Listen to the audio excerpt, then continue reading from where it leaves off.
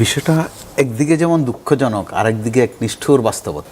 গালমন্দের প্রশ্নে বা খোঁচা দেওয়ার প্রশ্নে কেউ বোধহয় সেকেন্ড হতে চাচ্ছে, সবার মধ্যে একটা প্রতিযোগিতা আছে। তো যখন কেউ আপনি হন বা আমি হই, আমরা বুঝি যে আমাকে উত্তেজিত করার চেষ্টা করা হচ্ছে, তো সেই ক্ষেত্রে আমার জায়গা থেকেও আমার একটা সাবধানতার বিষয় আছে। আবার যারা ক্ষমতায় আছেন তাদের মধ্যে অভিজ্ঞ রাজনীতিক অনেক আছেন, মন্ত্রীদের মধ্যে আছেন, এমপিদের মধ্যে আছেন, মাত্র একদম দগদগে ঘায়ের মতো এই ধরনের খিঁচুনি দিলে, খোঁচা দিলে যদি জনপ্রিয়তা বাড়ে, অথবা তারা যদি মনে করেন যে ভাইরাল হওয়ার একটা সুযোগ আছে, তাহলে তো আমাদের মধ্যে আমরা ওবায়দুল কাদের আর হাসান মাহমুদরে এখনও পেতাম, তারাই বিজয়ী হতেন। মানুষের খিঁচুনি দেয়া, কাউকে খোঁচা দেয়া, তাচ্ছিল্য করা, এগুলো অন্তপ্রাণে পছন্দ করে না। বাতকে বাত খোঁচা দেয়, গালমন্দ করে। যুদ্ধের সাথেও তো শান্তির একটা সম্পর্ক থাকে, আমরা ওয়ার অ্যান্ড পিচ বলি। তো বাংলাদেশের 5 আগস্ট পরবর্তীতে একটা বিষয় অর্জন হয়েছে, অনেক কিছু অর্জন একদম হয়নি তা বলা যাবে না। আমরা কথা বলতে পারছি, অভিযোগ করতে পারছি, আবার নির্ভয়ে তো তুলনামূলক হাঁটাচলাও করতে পারছি, যে আমাকে এখন কেউ গুম করে নিয়ে যাবে বা কোথাও আয়নাঘর আছে, ওই ভয়টা কেটে গেছে। কিন্তু ওই ভয়টা কেটে গিয়ে একটু একটু বাক স্বাধীনতাও আসছে।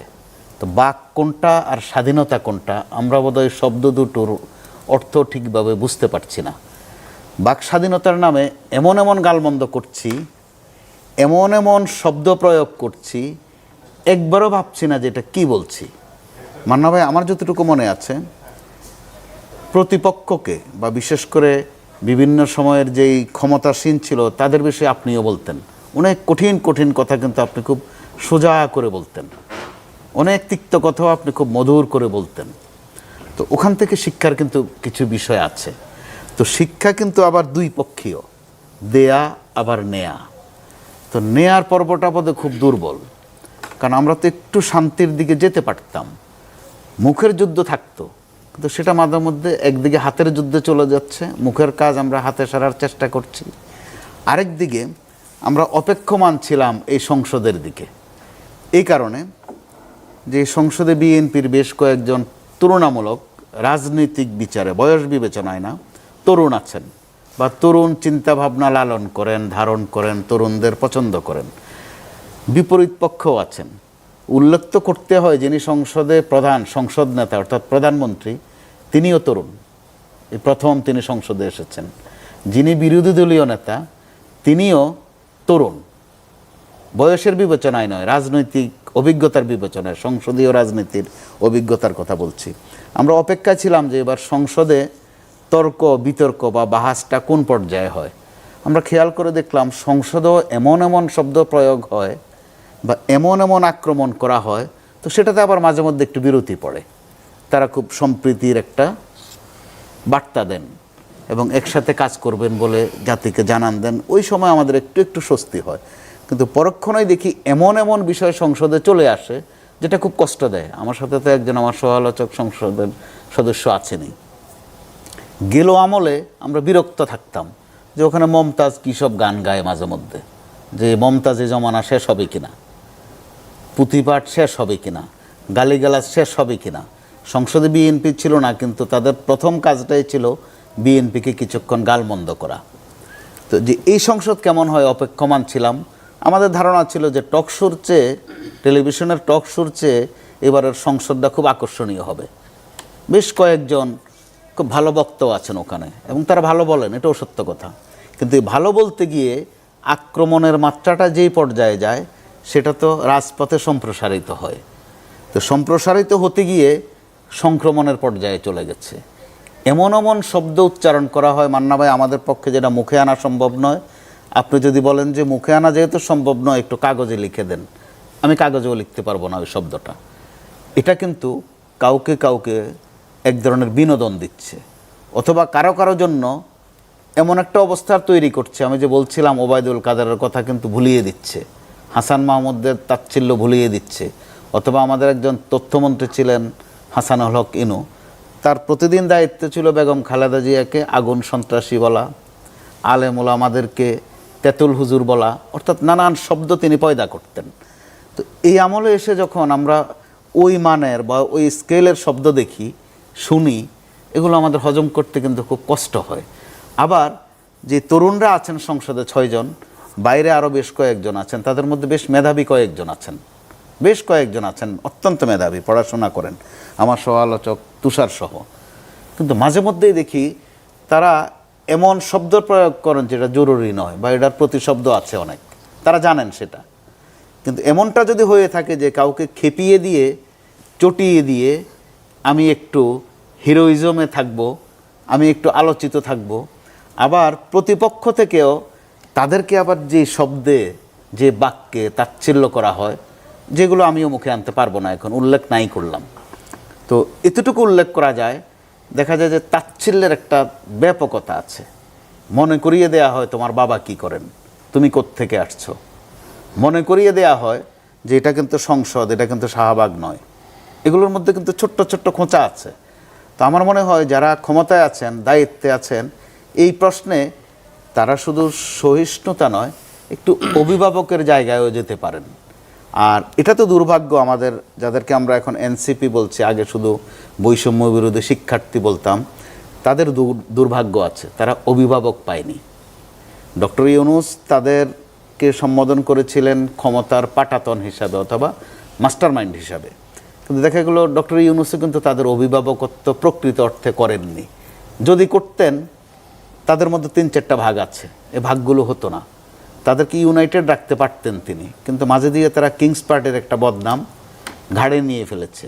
তো ডক্টর ইউনূস সঠিক অভিভাবকত্ব করলে তারা হয়তো লাইনচ্যুত হতেন না। তাদের কারো কারো মধ্যে লাইনচ্যুতির একটা প্রভাব আমরা দেখছি, সেটা আবার রাজনীতি দিয়ে নয়, শুধুই নানান শব্দ দিয়ে, বাক্য দিয়ে উত্তেজনা তৈরি করে। তো এটা দিন শেষে তাদের জন্য কিন্তু প্রাপ্তির খাতায় তেমন কিছু যোগ করছে না। এখানে প্রাপ্তির ভাণ্ডারটা আরও সমৃদ্ধ হতে পারত, তাদের ওই ক্যাপাসিটি অবশ্যই আছে। কারণ এই কয়েকদিন যখন এই বিষয়টা নিয়ে আলোচনা হচ্ছিল বিভিন্ন জায়গায়, সবখানে আলোচনা হচ্ছে সংঘাত, সংঘর্ষ। তা আমি জিজ্ঞেস করেছি যে সংঘাত মানে তো দুটা পক্ষ এখানে জড়িত, সংঘর্ষ মানে অন্তত 70-30, 60-40 এই ধরনের দায় থাকে, কিংবা 50-50। কিন্তু এখানে তো আমাদের উপর একচেটিয়া হামলা হয়েছে, এবং যখন হামলার একটা জাস্টিফিকেশন, আমি একটু বাধা দিলাম।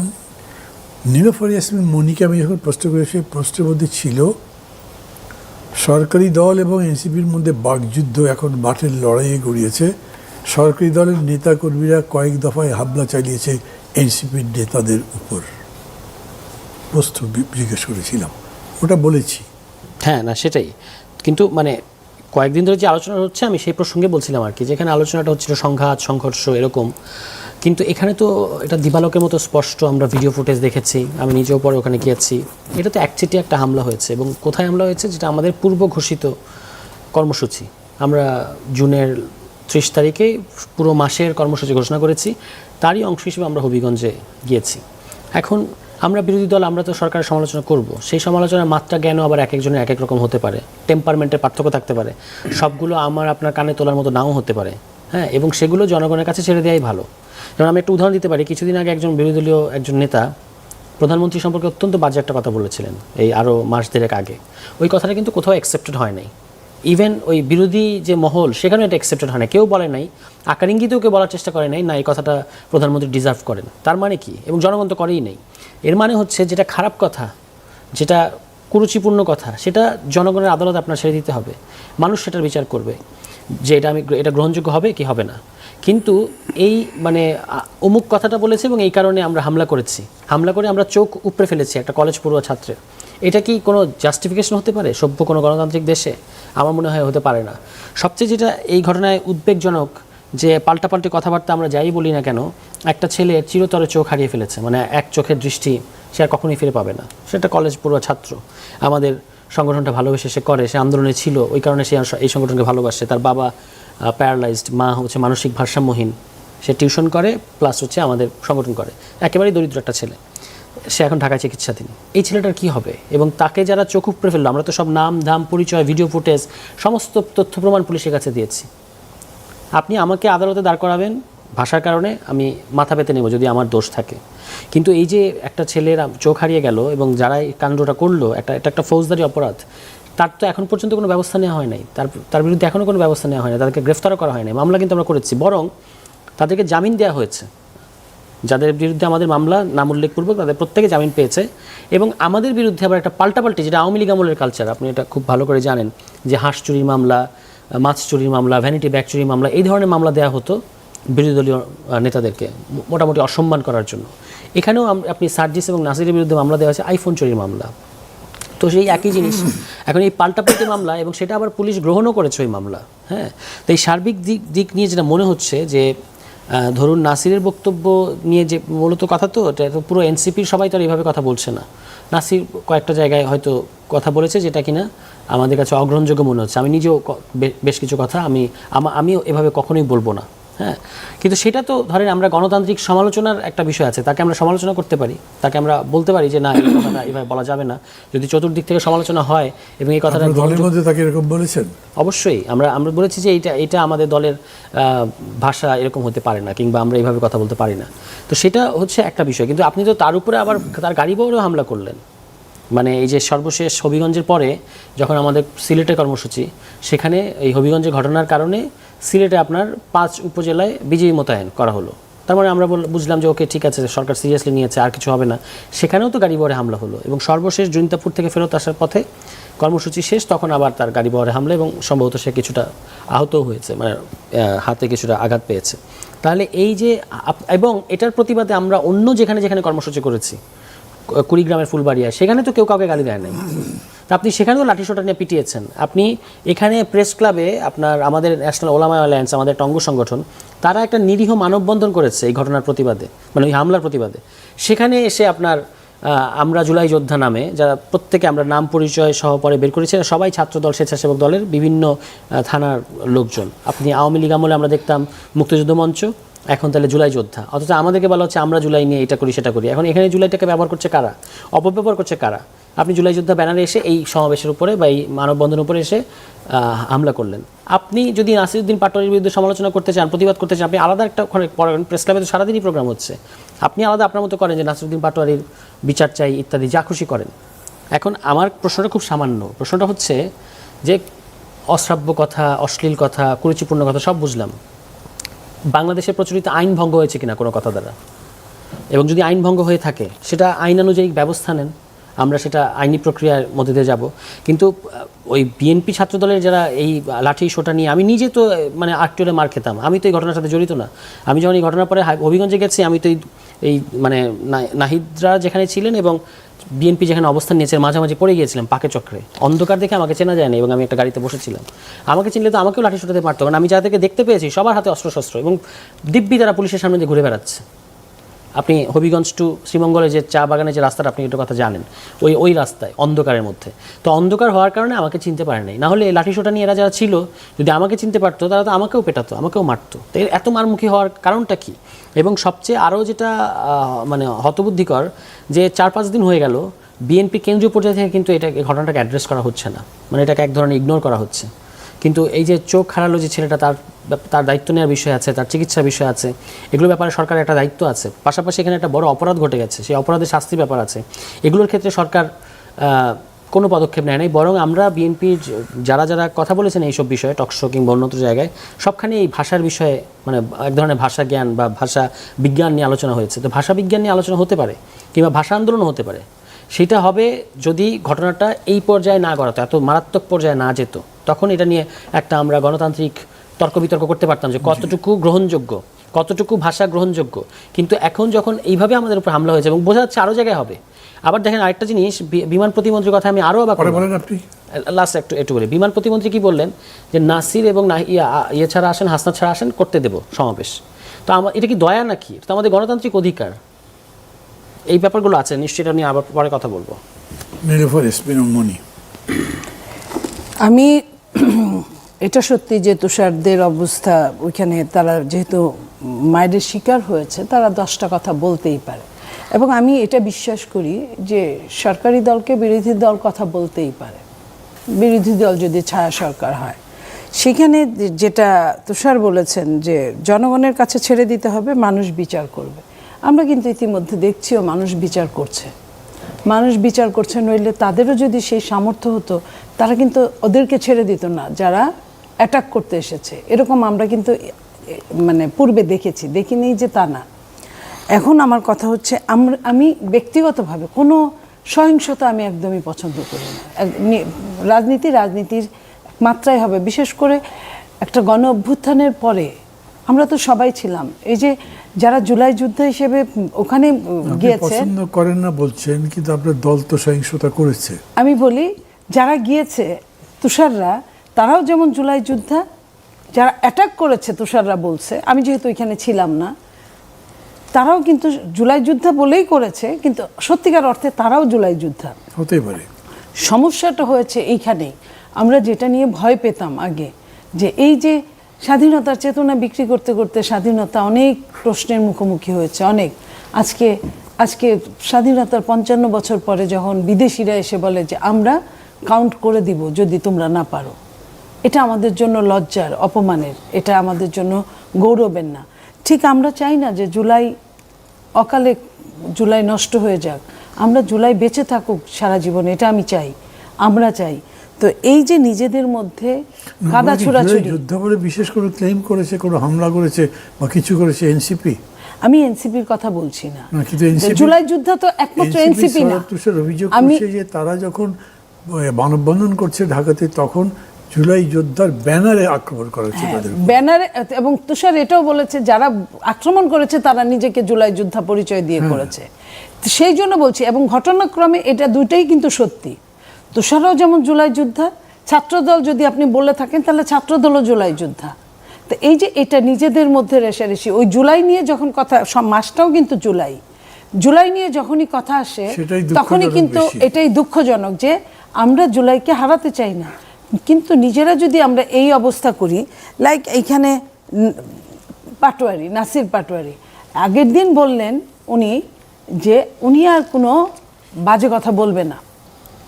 পরের দিন আমরা কি দেখলাম, খুদ মাননীয় প্রধানমন্ত্রীকে উল্লেখ করে যেটা করলেন, প্রধানমন্ত্রী হয়তো এটা নিয়ে কিছুই বলবে না, বলেও নাই। 2 বছরে অনেক কথা হয়েছে, স্লোগানে দেখা গেছে যে পুরান ঢাকায় মার্ডার হয়েছে, অস্বীকার করছি না, কিন্তু প্রধানমন্ত্রী লন্ডনে সেইখানে গালাগালি হচ্ছে। প্রধানমন্ত্রী কি বলে দিচ্ছে যে তুমি যায় মার্ডার করো? সেটা তো বলে নাই। তো এই গালিতে অভ্যস্ত হয়ে গেছি আমরা 2 বছর যাবত। আমরা টানা যে ধরনের গালি শুনছি, মান্না ভাই, আমি অন্যদের কথা বাদ দিলাম, আমার কথাই ধরেন, আমার এই পরিণত বয়সে এসে আমার কি এত গালি সহ্য করার কথা, শোনার কথা? আমরা যে গালিগুলা শিকার হচ্ছি, আমরা কিন্তু কাউকে কিছু বলি না, মনে করি ওরা আমাদের সন্তানের মতো, ঠিক আছে গালি দিয়েছে। তো এখন সবাই তো একরকম না, সবাই তো একরকম না। আমি একটা লাইন বলে শেষ করি। আপনার এনসিপির মনিরা লিখেছে তার ফেসবুকে যে সে জাহিদদেরকে সন্দেহ করে, মানে জামাত বলেছে যে তারা নিজেরাই এই কাজগুলো হতে পারে করেছে। তাহলে আপনি মনে করেন যে সন্দেহ খালি বিএনপির উপর দিলে তো হবে না, সন্দেহ তো তাদের উপরে তারা বলছে। ওকে থ্যাংক ইউ সৌরভ তুষার, আপনার কাছে আসছি আবার। সংসদের প্রধান বিরোধী দল আপনাদের জোট সঙ্গী জামাত, তাদের অনেক অ্যাক্টিভিস্ট, এমনকি সহযোগী সংগঠনের কোনো নেতা এই হামলাকে পাতানো খেলা হিসেবে উল্লেখ করেছেন। একটু করে নীলুফার মনি সেটা উল্লেখ করেছেন। তাদের ধারণা জামাতকে সরিয়ে বিরোধী দলের স্থান নেবার জন্য এনসিপিকে ইচ্ছাকৃতভাবে পরিস্থিতি জটিল করছে। এনসিপি ইচ্ছাকৃতভাবে পরিস্থিতি জটিল করছে। আমরা যখন কথা বলি কিংবা একটা অপিনিয়ন দিই, তখন আমরা আসলে আমাদের রাজনৈতিক বোঝাপড়ার স্তরটা প্রকাশ করি। তো যারা এটা বলেছেন আমিও দেখেছি। আমি বলবো যে বাংলাদেশের রাজনীতি এভাবে ওয়ার্ক করে না, এটা তাকে আরও খেয়াল করতে হবে। এই হামলা কিংবা এগুলো কেউই আমরা চাই না। এটা এমন না যে কোনো একটা জায়গায় টেবিলে বসে বিএনপি আর এনসিপির মধ্যে একটা চুক্তি হয়েছে যে আমরা এরকম কথা বলবো, আপনি আমাদেরকে পেটাবেন। এভাবে রাজনীতি কাজ করে না। এটা পুরোটাই মানে নানা ঘটনার ঘাত প্রতিঘাতে হয়েছে এবং হচ্ছে, যেটা আমাদের কাছে আনএক্সেপ্টেবল, এবং আমরা এটা প্রতিবাদ করছি। আমরা বলছি যে আমাদের এই একজন ছেলে, আমরা মারাত্মকভাবে ক্ষতিগ্রস্ত এই ঘটনায়, ঠিক আছে? তো উনি যেটা বলেছেন, তিনি আসলে জামায়াত ইসলামের এরকম দায়িত্বশীল কেউ না, সম্ভবত শিবিরের সাবেক প্রেসিডেন্ট এরকম। তো এটা হতে পারে যে একটা হীনমন্যতা কাজ করতে পারে, মানে যিনি এটা বলেছেন, কারণ রাজনীতিতে অপ্রাসঙ্গিক হয়ে যাওয়ার ভয়টা খুব মারাত্মক, এবং সেখান থেকে মানুষ অনেক কিছু বলে যেটা আসলে শোভনীয় না কিংবা গ্রহণযোগ্য না। কিন্তু আমি জামায়াতের দায়িত্বশীল পর্যায় থেকে এটা দেখি নাই, তারা বরং এটার প্রতিবাদ করেছে, করারই কথা। কিন্তু সোশ্যাল মিডিয়া তো আলাদা একটা ইকোসিস্টেম আছে, সেখানে এরকম পাল্টা বক্তব্য চলতে থাকে, এবং সেখানে যখন দেখছে যে সবাই সংহতি জানাচ্ছে আমাদের পক্ষে, তখন হয়তো তার মনে হচ্ছে যে আমরা তো আলোচনায় নাই। তো সেই জায়গা থেকে কথাটা এসছে, কথা খুব পরিষ্কার যে উনি ওনার স্ট্যাটাসের মধ্যে এটা আছে যে আলোচনায় থেকে হারিয়ে যাওয়ার ভয় থেকেই কথাটা উনি বলেছেন। কিন্তু আমি মনে করি যে এটা ওনার এবার মনিরাও তো বলেছে অসংবেদনশীল কথা হয়েছে এটা, কারণ হচ্ছে যে এরকম হামলার সময় যারা আক্রান্ত তাদের পক্ষে দাঁড়াতে হয়। আমি তো বিএনপি দলীয় একজন এমপিও তো এই ঘটনার নিন্দা জানিয়েছেন আমার সাথে একটা টক শোতে, বলছেন না এটা আমরা সমর্থন করি না।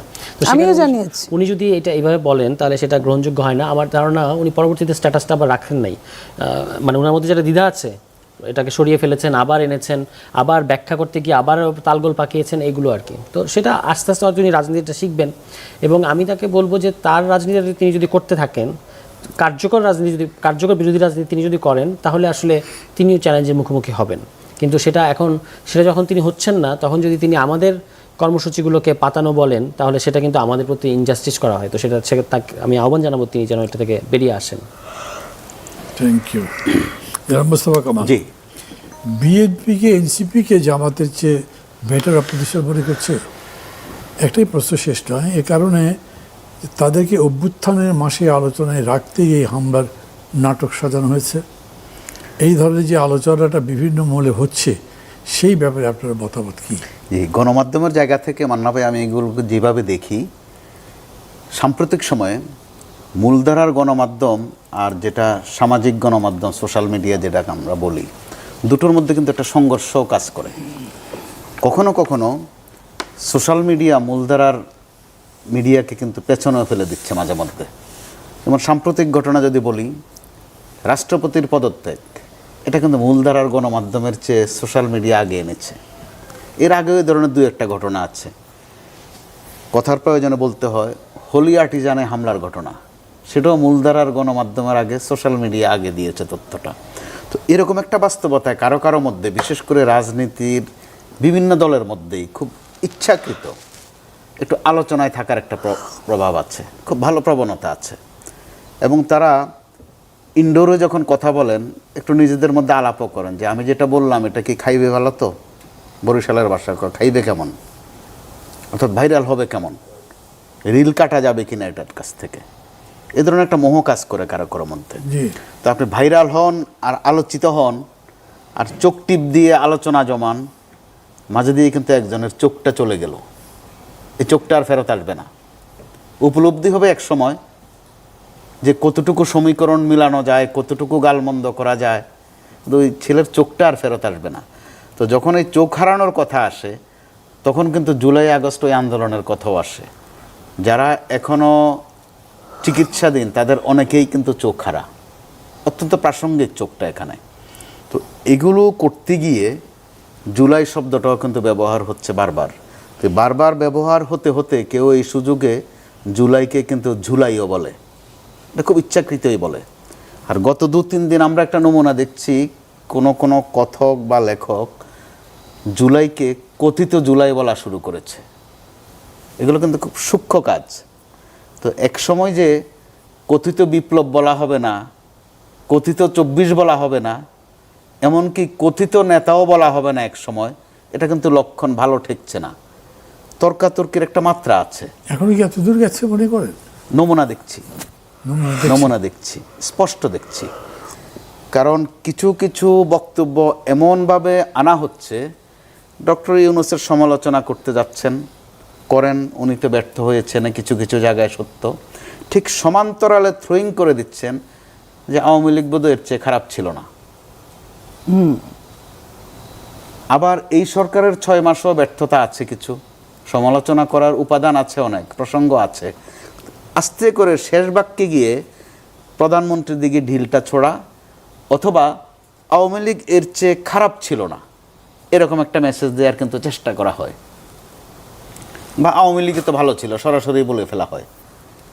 অথবা আওয়ামী লীগ পছন্দ করে না সত্য, কিন্তু কখনো কখনো বিএনপি ভার্সেস জামাত অথবা ভার্সেস এনসিপি, তাদের মধ্যে যে আচরণগত একটা প্রবণতা দেখা যাচ্ছে, বা যেসব শব্দ বাক্য ব্যবহার হচ্ছে, যেসব কথা আসছে, এমনকি কথামালাও আসছে, সাথে সাথে কিন্তু আবার তথ্য আসছে, গুম নিয়ে প্রশ্ন আসছে, কারটা অরিজিনাল গুম ছিল, কারটা ফেক গুম ছিল, কারটার মধ্যে একটু ভেজাল ছিল, কার মামলা নিয়ে কে ব্যবসা করেছে, কে দেশ ছেড়ে যেতে কাকে সীমান্তের সহায়তা করেছে, অনেক মন্দ কথা কিন্তু আসছে। অথবা বদলিতে কার রেট কত ছিল, জামাত কয়টা বদলি করেছে, বিএনপি কয়টা করেছে, রেটগুলো আওয়ামী লীগ আমলের চেয়ে ভালো ছিল না মন্দ ছিল, এগুলোর কিন্তু একটা সারসংক্ষেপ আছে মান্না ভাই। আমরা এই গণমাধ্যমের অভিজ্ঞতা থেকেও দেখেছি, সময়ের স্রোত নানান ঘটনায় কিন্তু দেখি যে কে কখন কোনটার সাথে কোনটা মিলায়। তো এগুলো করতে গিয়ে তুষাররা কিন্তু ক্রমান্বয়ে অনিরাপদ হচ্ছে, অর্থাৎ আমি এনসিপির কথা বলছি। এটা আন্ডারস্ট্যান্ডিংয়ের মারও যদি হয়ে থাকে, অথবা যদি তাদের কোনো হোমওয়ার্কও থাকে, মার মনে করেন চোখ তুলে নিয়েছে, এটা কি হ্যাঁ, আন্ডারস্ট্যান্ডিং হতে পারে? পুরানটাকে একটা কথা বলে যে নোক নিয়ে যেমন তেমন, চোখ নিয়ে ঢং না। আপনি চোখে উপরে ফেলছেন, তারপরে বলছেন যে এখানে চোখ টিপাটিপির কারবার আছে, আন্ডারস্ট্যান্ডিং আছে, সাজানো ঘটনা আছে, ভিন্ন সমীকরণ আছে, বয়ান দেওয়ার প্রচুর লোক আছে এখন মান্না ভাই দেশে, কে কোনটা কোন দিকে নিয়ে যাচ্ছে মুহূর্তের মধ্যেই। তো এগুলো তাদের জন্য কিন্তু ঝুঁকিপূর্ণ। একজনের চোখ গেছে, দুদিন পরে হয়তো জীবনে যাবে। তো এরকম একটা অবস্থায় তাদের উপলব্ধির একটা বিষয় আছে, কে কাকে কতটুকু সম্বোধন করতে পারবেন, কতটুকু গালমন্দ করতে পারবেন, নিজেদেরও উপলব্ধি করার বিষয় আছে। আর একটা আলোচনা তো আছে অনেক দিন থেকে, যে এনসিপি শেষ পর্যন্ত জামাতের সাথে থাকছে না বা থাকবে না। তো আবার এই আলোচনারও কিন্তু বাজারে খোরাক আছে, এই কারণে, কারণ এনসিপি নির্বাচন প্রশ্নে বিএনপির সাথেও কিন্তু আলোচনা করেছিল। একটা পর্যায়ে গিয়ে জামাতের সাথে তাদের মিতালিটা হয়েছে, তাও সেটা আদর্শিক নয়, একেবারেই নির্বাচন কেন্দ্রিক। সামনেও কিন্তু একটা নির্বাচন আছে, স্থানীয় সরকার নির্বাচন। এই আলোচনাও আছে যে স্থানীয় সরকার নির্বাচন সামনে রেখে এনসিপি ঢাকার বাইরে কর্মসূচি বাড়িয়েছে। এটা গোপনীয় বিষয় নয়। এনসিপি এরই মধ্যে মফস্বলে বিভিন্ন জায়গায় আলোচিত অর্থাৎ জনপ্রিয় নেতাদের সাথে একটা যোগাযোগ করছে, ওই তথ্যগুলো আসছে বিচ্ছিন্নভাবে। তো এর মধ্য দিয়ে তো আমরা স্থানীয় পর্যায়ে একটা সংঘাতের নমুনা দেখছি, কেন্দ্রীয় পর্যায়েও কিন্তু শুরু হয়ে গেছে।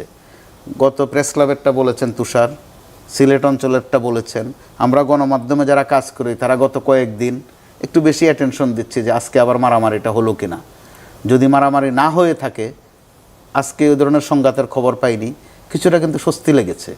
এতে করে আমাদের নিউজের মধ্যেও গুরুত্বপূর্ণ হয়ে এসেছে যে নেতারা কি বলেছেন, কি করেছেন, সেটা কিন্তু আসেনি। কি করেছেন বলতে হাতের কাজ, অর্থাৎ সংঘাত, অর্থাৎ এরকম করে হেডি কেউ করে যে আজ আর মারামারি হয়নি, না, ওই লাইনেও কেউ যায়নি। অর্থাৎ মুখের কাজের মধ্যেই ছিল, আজকে হাতের কাজে যায়নি আর। তো তাদের উপলব্ধির বিষয় আছে, তারা মুখের কাজ কতটুকু করবেন, হাতের কাজে যাবেন কিনা, হাতের কাজের শেষ পরিণতি কি হয়, এটা নিশ্চয়ই যারা ক্ষমতায় আছেন তাদেরও উপলব্ধি করার বিষয় আছে। আর যারা এনসিপি, তাদের তো একটা সম্ভাবনা আছেই, সম্ভাবনা শেষ হয়ে যায়নি, তারা মাঝে মধ্যে আশা দেখছে। পার্শ্ববর্তী দেশ ভারতেও একটু দেখেছে, যেটা অনেকটা ধারণার বাইরে কারো জন্য। নেপালও তারা আছে, শ্রীলঙ্কায়ও তারা আছে, এক এক দেশে এক এক ফরম্যাটে আছে। তো তাদের জন্য তো একটা আশা জাগানিয়া বাস্তবতা আছেই। Thank you. নীলোফার মণি, আপনাকে বোধহয় আগে আমি ইনফর্মালি বলেছিলাম, জামাতের আমির বলেছেন বিএনপির মধ্যে ফ্যাসিবাদের ফটোকপি দেখা যাচ্ছে। আর আমার প্রশ্ন হচ্ছে, ধরেন এই যে বাড়াবাড়ি হামলা হলো, এর ফলে বিএনপির প্রতি ইমপ্রেশনটা কি হতে পারে বলে আপনার মনে হয়? কাদের বা কি impression? হয়েছে বলে মনে হয়? কাদের ইমপ্রেশন? জামাতের, পাবলিকের। দেখেন, পাবলিক একটা জিনিস, পাবলিক কিন্তু কম বোঝে না। পাবলিক যেমন যে কোনো মারামারিটাকেও খারাপ চোখে দেখে, ঠিক গালাগালিটাকেও আরও খারাপ চোখে দেখে।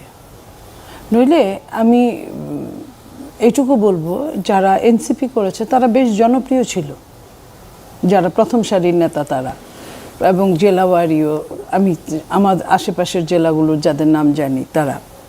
তো এই যে গালাগালিতে মানুষ কিন্তু এটা পছন্দ করে না, ঠিকভাবে নেয় না। হয়তো তারা মনে করে যে তারা যেটা মনে করছে, এই যে ঠিকভাবে যে নেয় না, এটার ফলাফলও কিন্তু তারা পেয়েছে। নইলে যে ঘটনাটা ঘটেছে, মানুষ কিন্তু আপনার জোয়ারের মতো আসার কথা ছিল, বিশেষ করে স্টুডেন্টরা, তাদের আসার কথা ছিল। আমি আজকে না কালকে কুমিল্লায় একটা মিটিং দেখলাম, যে চেয়ারগুলো খালি পড়ে আছে, মাইকিং করছে। তো এই জায়গাটায় আমরা কিন্তু এনসিপিকে কখনোই দেখতে চাই না। আমি ব্যক্তিগতভাবে বলি বা আমার সমসাময়িক যারা আছে তারাও, আমরা খুশি ছিলাম যে একটা বিকল্প রাজনৈতিক দল দাঁড়াচ্ছে। এই যে বিএনপি আওয়ামী লীগের বাইরে যে কোনো দল ওইভাবে দাঁড়াতে পারে না। যাও জাতীয় পার্টি একটু ছিল, সেটাও তো আওয়ামী লীগের সাথে মিশে একাকার হয়ে গেছে। তো আমরা কিন্তু ভেবেছিলাম যে একটা ইয়াংদের রাজনৈতিক দল, এরা ভালো করবে যদি ঠিক মতো করতে পারে, এবং ফিউচারে ওদের লম্বা একটা সময় আছে, আমাদের যেমন মানে ওইভাবে ওরকম নাই। তারা একদম জন্মেই বড় পোস্টগুলো নিয়েছে, কারণ তাদের ইন্ডিভিজুয়াল একটা দল, তো তারা অনেক দিন পর্যন্ত টিকে থাকবে। আমরা তো ওরা যে পদগুলো ক্যারি করে ওই পদে যেতে আমাদের মানে মিনিমাম 50 বছর 45 বছর লেগে যায়।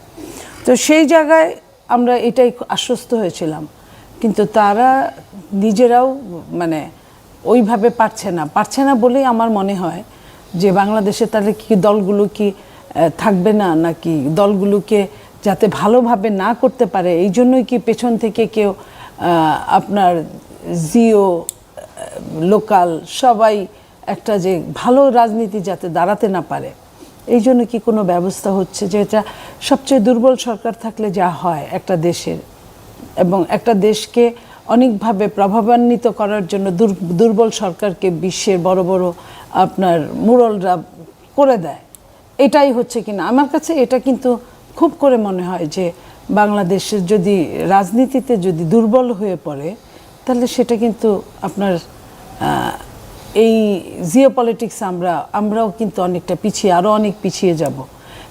যেটা এখন হচ্ছে, আমাদের অনেক কথাই আমরা ওইভাবে বলতে পারি না বা ওইভাবে বুঝতে পারি না কি হচ্ছে পর্দার অন্তরালে।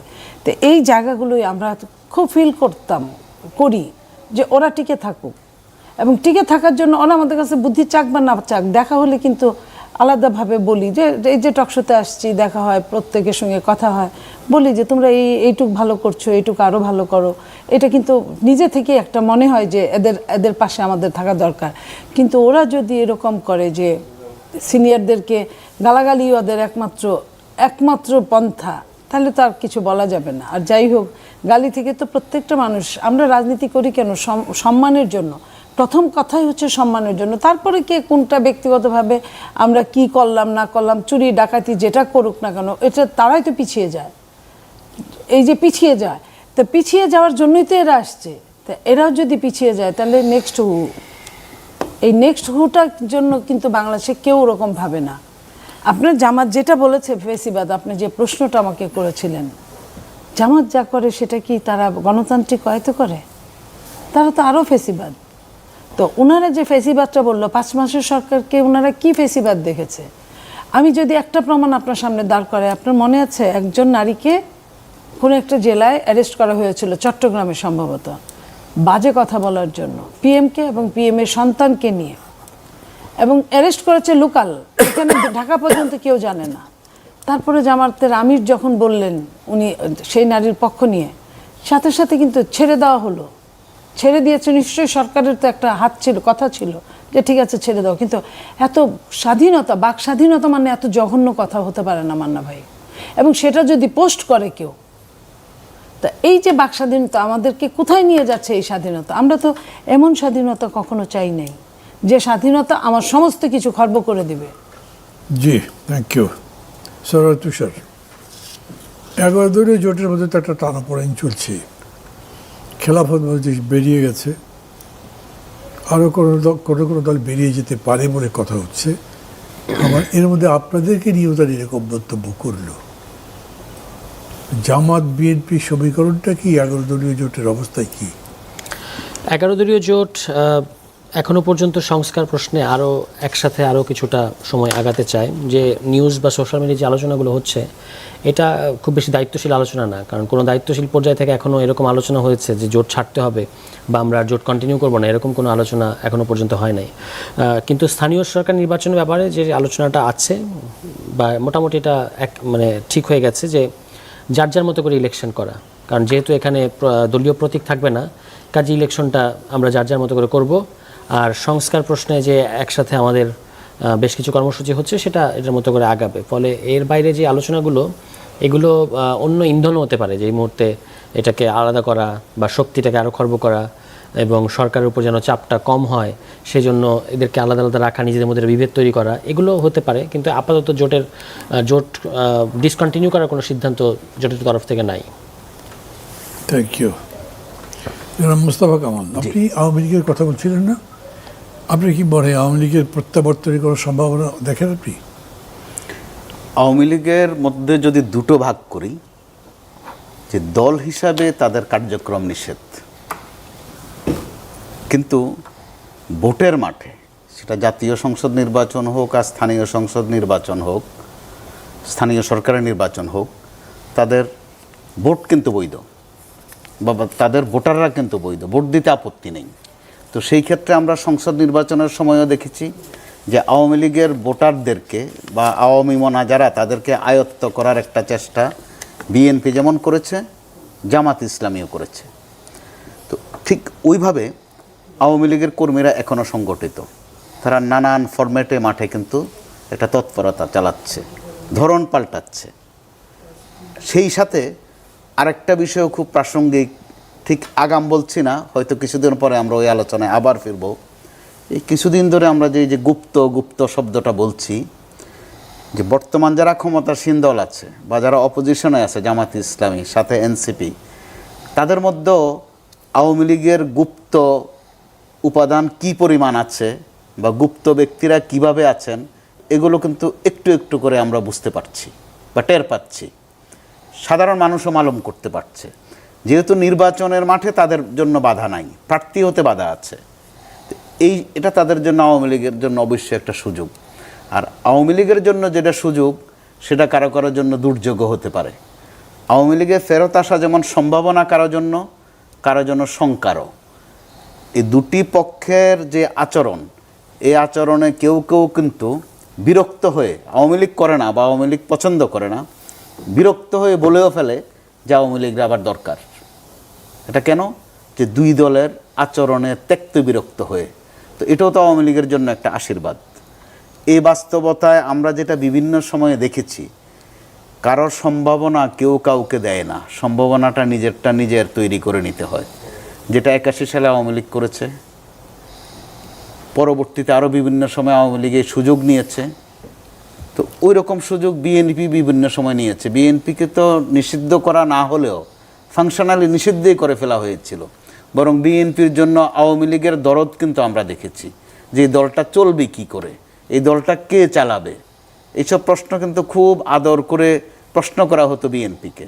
তো ওই বিএনপি যে অল্প সময়ের মধ্যে এভাবে তার একটা অবস্থানে চলে যাবে, সেটাই রাজনৈতিক বাস্তবতা। তো এখনও আওয়ামী লীগ আবার ফিরবে কিনা, এই প্রশ্নে আমরা কোনো সিদ্ধান্তে যেতে পারি না। কিন্তু একটা জায়গায় কিন্তু একটা সংঘর্ষ আছে, পরিষ্কার। এটা এই সময় হয়তো আমরা ওইভাবে উপলব্ধি করছি না, কিন্তু ভাবনার মতো বিষয়। আমরা ঐকমত্য বলতে একটা শব্দ কিন্তু এত বেশি উচ্চারণ করি। তো শেখ হাসিনাকে দেশে আনার বিষয়ে বা শেখ হাসিনার দেশে আসার বিষয়ে একটা ঐকমত্য কিন্তু মান্না ভাই হয়ে আছে।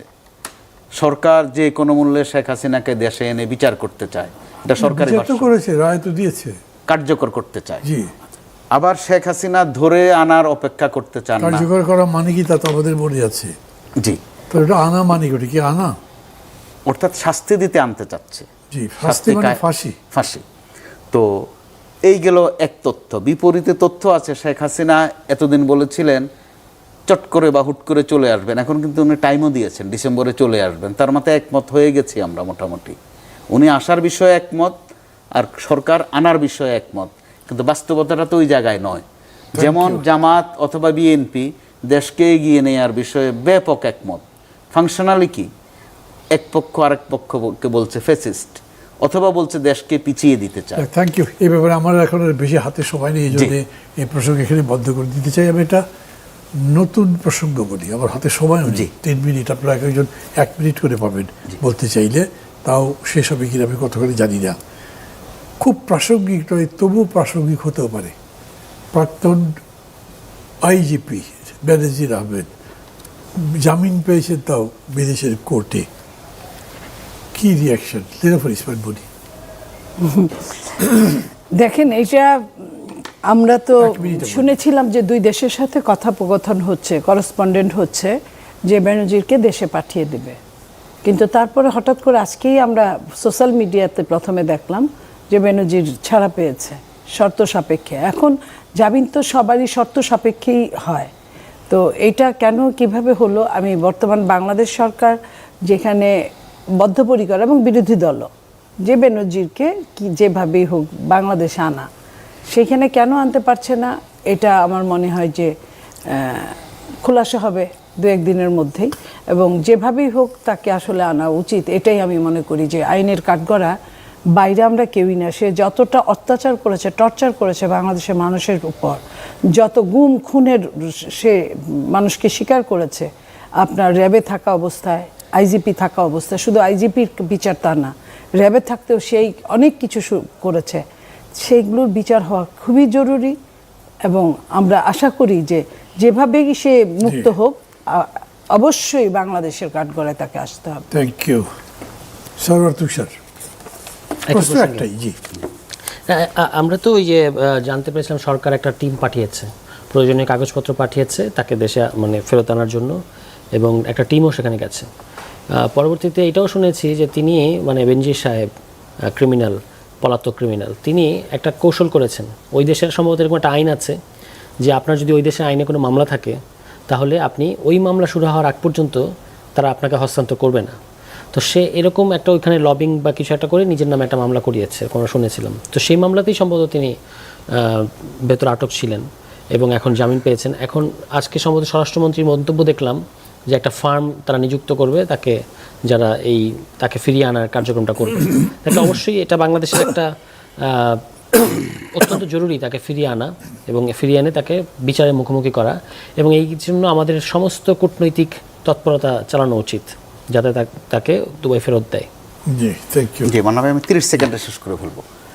দুবাই সরকারের সাথে আমাদের যে দুতিয়ালি হয়েছে, 2 দফায় তারা তথ্য চেয়েছে। আমরা মোট 144 পৃষ্ঠার তথ্য দিয়েছি।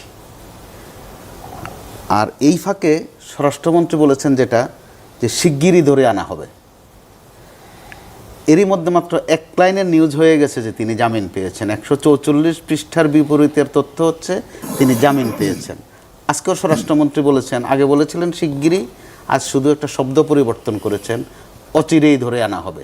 তো শিগগিরই আর অচিরেই দুটার মধ্যে বোধহয় তেমন তফাৎ নেই, যে ক্ষেত্রে আমাদের আরেকটু অপেক্ষাই করতে হয়। Thank you.